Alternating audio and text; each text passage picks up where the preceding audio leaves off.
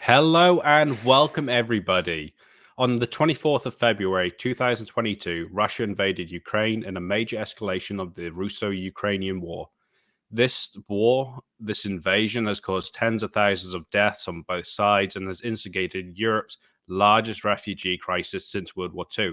Today, though, we're here to talk about those not counted amongst the death tolls, not recognizing the numbers of those displaced, but those who are also facing the invasion of their homes and the barbarous acts of war.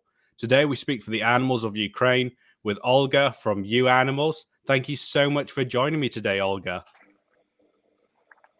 Hello, everyone. Thank you for inviting me. I'm always glad to spread the idea and the information of what is happening right now in Ukraine with animals. So I'm glad to be here.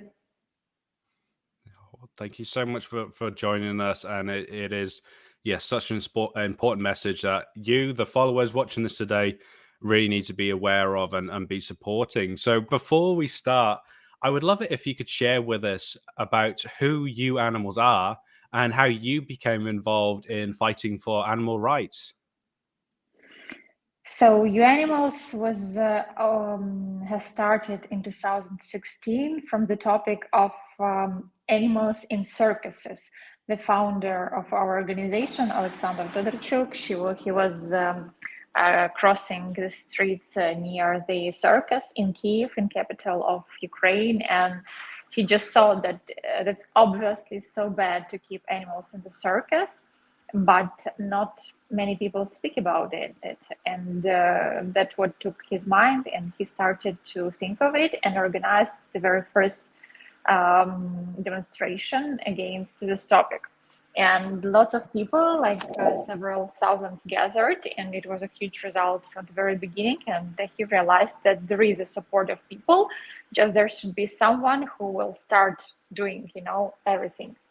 And later on, more and more topics connected, because he realized that there are more and more things to do.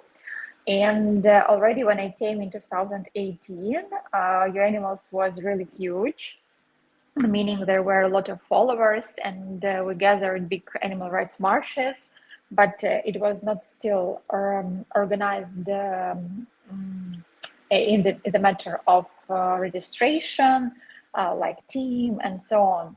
So when I joined, having this skills in management and some background in business, we started to do it together. And for now, we are the biggest animal rights in Ukraine, and the biggest in Eastern Europe, I suppose. And our work involves all of the topics where animal rights are somehow interrupted and badly done and so on. So that's what we do, including, of course, vegan topic. And in February, of course, our activity changed a lot, because nowadays we have to face with urgent rescues. And before we were more working with Ukrainians people's thoughts, changing their opinions. We are pretty big media, and I'm dreaming those times to come back. But nowadays we also have to do rescue from the territories which are under shelling, where people die and huge territories are destroyed, and we need to evacuate as many animals as we can, deliver food, because there is lots of hunger and everything. So yeah, and I think we will talk about that later, that of course our activity changed too much from February.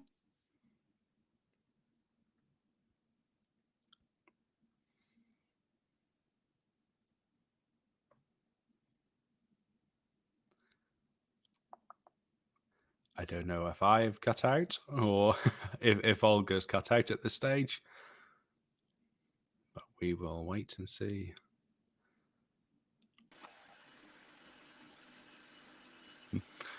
I think Hello. I either lost connection or one of us did there, but it is fantastic to hear about the work that UAnimals is doing. I must say to the audience, I was blown away. I will put a link in the comments towards the website, and just seeing everything that you've been doing, I was just so surprised to see how much you've got done in such a small amount of time, and now to step up to this level with your support during this invasion is amazing to see what you're doing. And so I look forward to speaking more on that. But for any of our audience who may not be up to date with the conflict in Ukraine, I wondered if you might share what the current state of living is like in Ukraine for yourself and also the animals that you work with.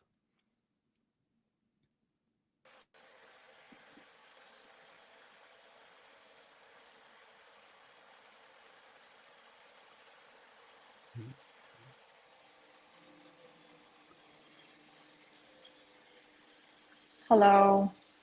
G'day. Sorry about It that. I wouldn't. don't know what's the issue.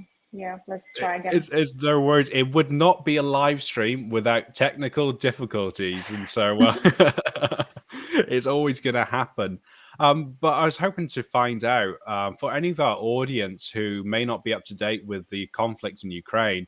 I wondered if you might share with us the current state of living in Ukraine for yourself and the animals that you work with.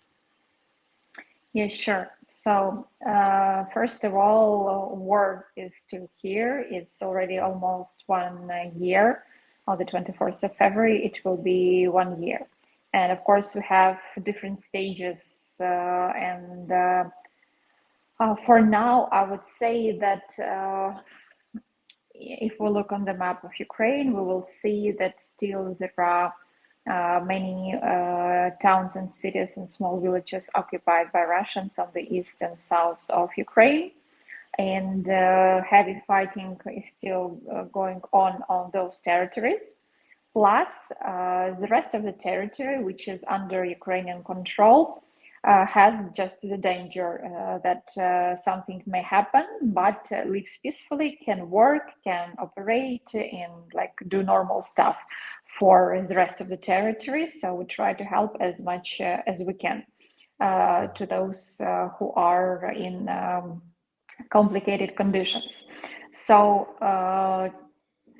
if we talk also about the rest of the territory, yes, which is in better conditions right now and controlled by Ukraine. The problem here, the biggest one would be the huge amount of animals in the streets, because all of the shelters are overwhelmed, as many animals are coming from those territories which have this heavy fightings. And also we have a huge electricity problem. As you know, maybe that Russia, they shoot all this electricity centers or whatever, I don't know in English, which are responsible for electricity and light. And that's why a huge amount of territory is staying without light. So now I am like lucky to have light in my apartment, and I was searching for this place for a while, to have a space to work and so on.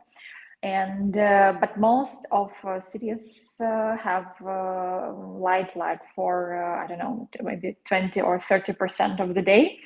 And it makes really complicated for shelters as well, because for this period they can't feed animals properly, and it causes also cold, because it's like -2 Celsius right now in the street. So they need to warm these animals somehow.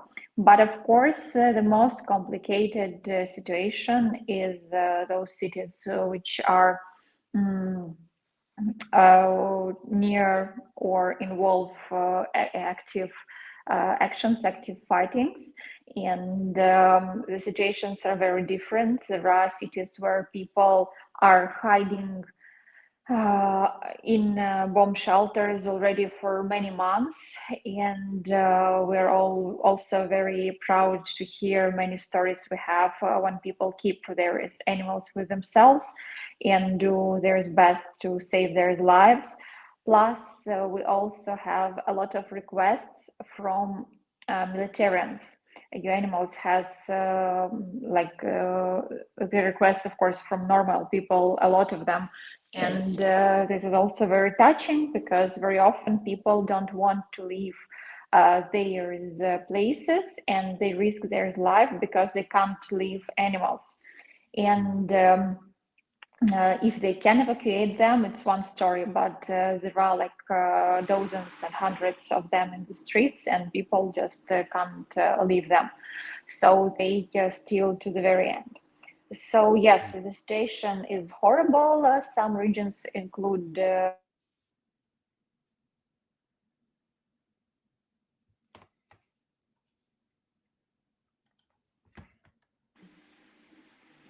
yeah, I'm back. So yeah, it's just a constant danger, and that's why we have to do this evacuations all the time, where whenever it's possible, and as many animals we can bring out of those zones, we do it. Plus, we have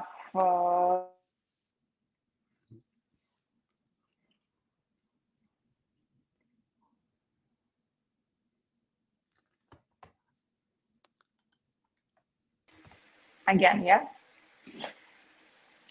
Hello again. yeah.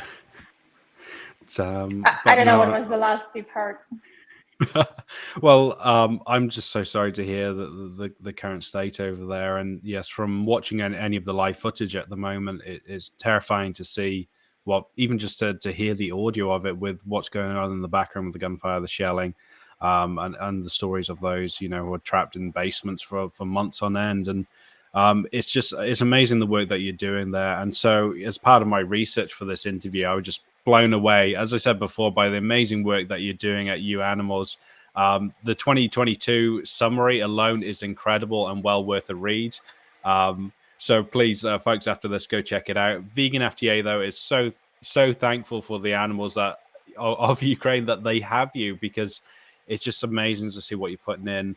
I'm curious to know, though, if you've seen a change in how some people regard animal issues in the light of this enormous humanitarian issue that's going on right now.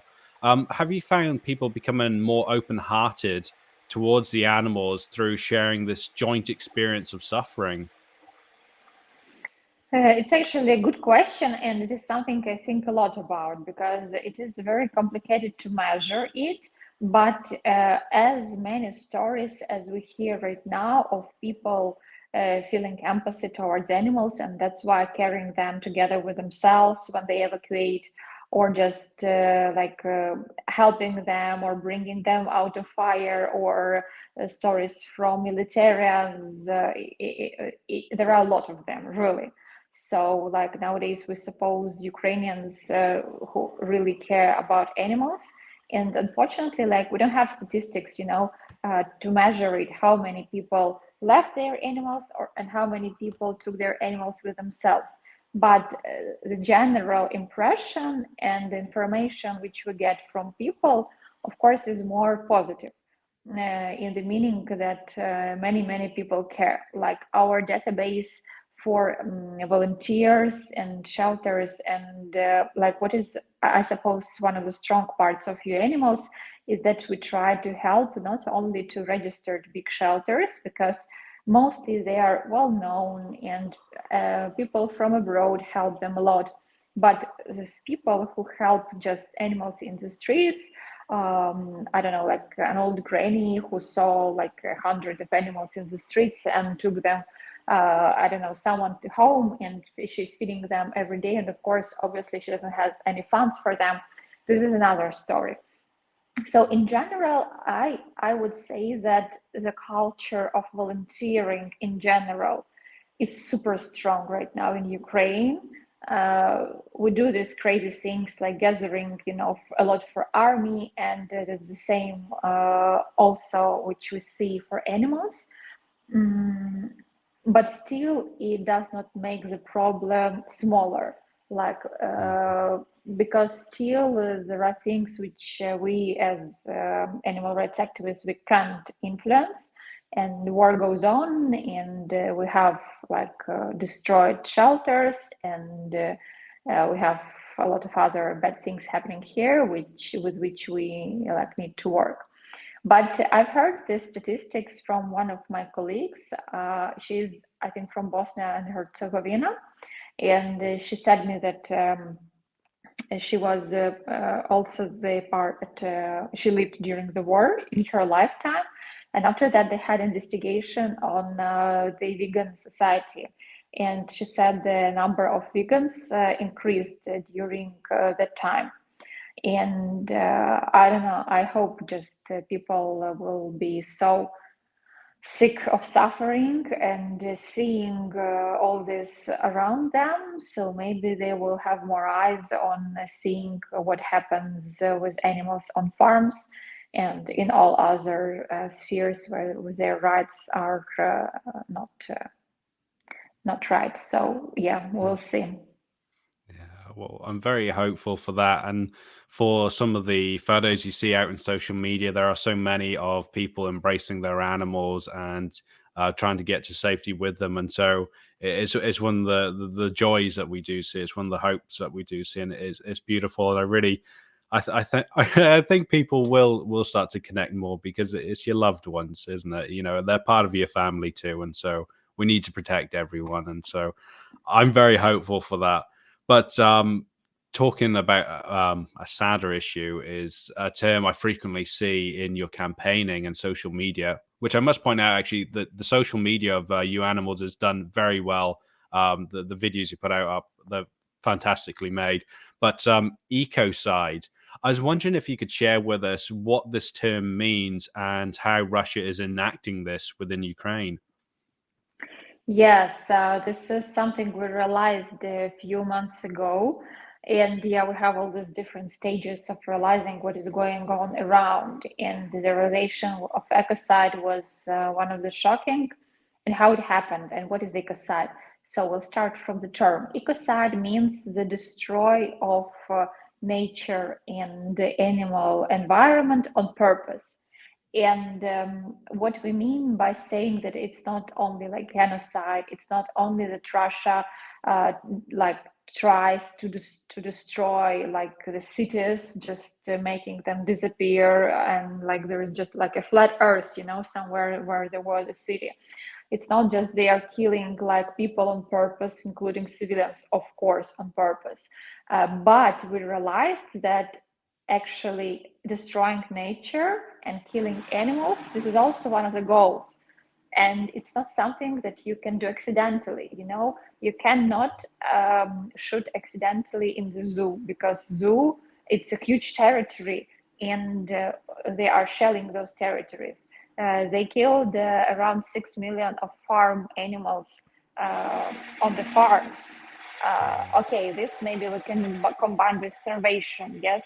So they want like people to suffer and be afraid they will not have food, because obviously they don't accept like animals like someone alive, yes? Yeah. But at the same time, they do kill. You know, when the territory is liberated by Ukrainians, and when we go there, and other volunteers go, activists go, we see the same situations. All people who work in shelters, they tell us that Russians were killing animals, even like dogs, with no reason, just entering the town and killing them on the eyes of people. And sometimes they were doing like some horrible things, like cutting legs to dogs and making a kind of installations from that, or taking hands and like if there's legs, you know, and upside down, they put them upside down and leave like this. Like what could be the reason for doing that? Like only a very sick mind, and that's it. So yeah, we have this massive destroy. Plus, when we talk about ecocide, we also speak not about animals but about nature, and it obviously influences both people and animals and the rest of the countries as well, because there are a lot of forests totally destroyed. There are 20% of national parks of Ukraine destroyed, and there are a lot of fires all around because the territories are mined. And this is actually one of the programs which we will announce very soon in the animals, hopefully in about 2 weeks. We will start it as well. It takes a lot of efforts and finance as well, because it's not something we can do like NGO. We need to combine this with the work of a government, because of course the territory when it's mined, it has to be checked first by the governmental structures. But anyway, those natural parks which have a lot of animals, we will start to fundraise to demine them, because they just die like stepping on these mines, plus it causes fires. So yes, plus a lot of territories are polluted, a lot of water resources are polluted, and that's why this is a real ecocide. And we started to talk about this some months ago and try to bring the attention of international society to that, because it's something which touches everyone as well. And it's something for what Russia should pay when Ukraine will win, and they will pay for everything they've done.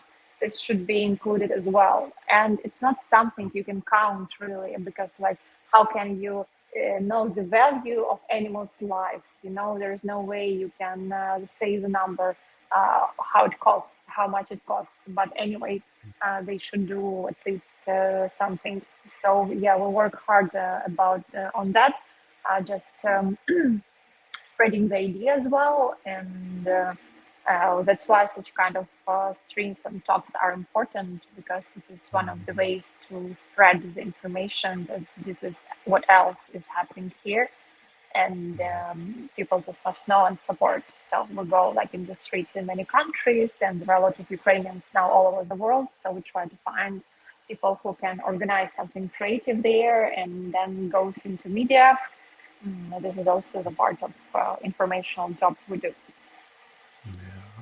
Well, thank you for sharing that with us. And yeah, it was shocking for me. Actually watching, there's a video on your website which is now linked in the comments, folks, from a plight from the children asking about getting to stop the ecocide, because even if you're here by chance on Vegan FJ and not have an interest in the animals, you've got to think as well about the children, and they don't have that future to look forward to because of the destruction. We don't think about what's happening beyond the core issues a lot of the time. And even in the soil, there's thousands of little microorganisms in every inch of soil, and so there's just so much loss being had there. There's just so much destruction. And so I look forward to seeing this in a couple of weeks, and we will have to make sure that we share it here on Vegan FTA when your new campaign comes up to help save those national parks, because it is such important work that you're doing there. And we've got to save the future for the animals, but also for the people, for Ukraine itself, for the world. It's our world at stake. So, thank you for sharing that. And through social media and news reports, many of us would have seen images of cats and dogs caught up within the war, as I mentioned earlier. But many of us may still be unaware of the larger the larger risk happening to species.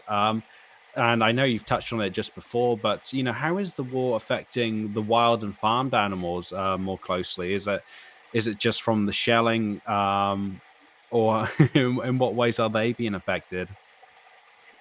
Well, first of all, I would say there are animals which are in the wild, so it's one story, and then yes, they are affected by like shelling and just by the process of the war. And if you would see like how it looks in the picture when the territory is liberated, and militarians go and they feel it looks like burned territory, like with nothing on it, nothing left on it. So of course animals really struggle there. And how we can we help, we have some national parks, we have like some dozens of national parks, and some of them even under occupation, they find a way to work there and keep animals fed and so on. For example, one of the parks in Kherson area, which was under occupation, but they had a real danger, showing themselves, because men disappear there, and they knew that anytime Russians could come and just change the director and do whatever they wanted. But till the very end, they were doing all their best to contact us. We were fundraising for them, and we were sending them this money, parts by parts, not all amount at the same time, because when they had a chance to go and spend and buy something for animals like food or some building materials, because they had to build the special reservation building for animals to stay in winter, because there are some animals which need these places to cover. Plus, the complicity was that when they hear loud sounds, they got afraid and they start to run or do something very active, and they can damage themselves. So it's something what they also had to think about to to help them survive. And that's a lot happening with cats and dogs shelters as well. So we help to such kind of national parks, fundraising for them for survive the winter. Plus, what was the question also about Just wild the effect animals? of, yeah, and Farm wild animals. animals. Yeah, well, farmed animals too. It's yeah, because also one of the things I saw during the research as well was about the 50,000 dolphins killed in the Black Sea. Because what Yeah. can you tell us about that? Because that was just shocking. That was very shocking and unexpected for us. But what happened? Because of a lot of military equipment in the sea, uh, the echolocation, which dolphins use to basically be in the water, to know there's way, to find there's family members, to find food, they are working in the wrong way. So they cannot use them because everything what is happening in the water. So that's why our scientists who work in Tuzlivsky Park, it's one of the national park near the sea, they started to see a lot of dead dolphins just on the beach. And that's how they started to count. And this is the information we're having now, that there is at least 50,000 of dolphins who die because of war, unfortunately. Wow, it's so sad to see that. And once again, it's one of those indirect sort of effects. When I first heard the news, I thought maybe it's from the shelling, the actual acts of war going on as such, not even just the ships being there, us invading their territory. Well, not us, the Russians invading that territory, and so yeah, it's just such a sad thing. But a key reason to have you on the show today is not just to talk about the problems, but to provide assistance in any way that we can as a compassionate community. So, moving into 2023, are there any key campaigns you want us to get behind and get and support you on? Well, thank you for that, first of all. Well, first of all, of course, we do depend a lot of fundraising. And on our website, uanimals.org, we have the official fundraising for several projects. One of them is about winter, which is going on here. And we gather for different things which shelters need. It includes generators to bring worms. It includes hay for some so-called domestic animals which were saved from war as well, and which are living in shelters right now. And for pets, dogs, food, and for medicine, and some other stuff which shelters need the most to survive this winter. So if you can support that, it is very, very useful. Also, we are very grateful when people start to be subscribed on our Patreon. On the Patreon, we have UAnimals page, and we are inviting you to subscribe there and donate monthly, because when we have these donations monthly, it is something stable we can count on. And as a result, we can plan our projects on this.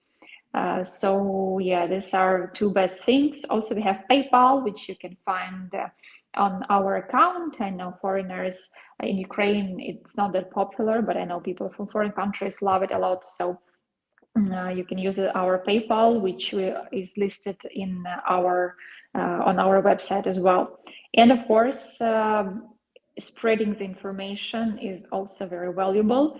Subscribing on our pages. We have English Instagram, we have Twitter, we have what else? LinkedIn, but I suppose Facebook and Instagram are the two biggest and mostly used by us. And with our daily reports, we actually do a report every day about our work. We have our finances open on the website, so you can see all we can do on daily basis, and then our monthly reports. So subscribing and just spreading any of the posts which you feel the most important for you would be super good for us, and it will help a lot. Thank you a lot for that.